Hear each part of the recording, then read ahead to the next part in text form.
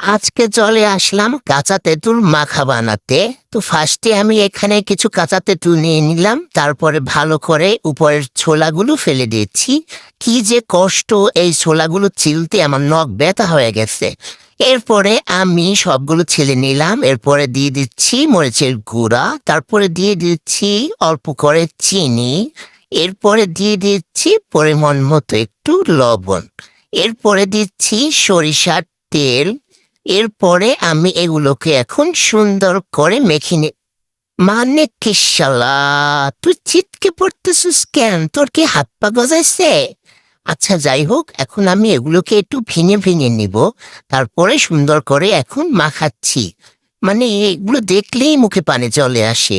কি বলবো গাইস, ধুরো শালার, এগুলো তো খুব বাজে। আচ্ছা যাই হোক, এগুলোকে আমি এখন সুন্দর করে মাখিয়ে নিলাম গাইস। এখন আমি এগুলোকে খাবো। এত স্বাদ, এটার এত স্বাদ কি বলবো গাইস। এই যে দেখুন, কাকার মুখে পানি চলে আসছে, অবশ্যই কমেন্টে জানাবেন।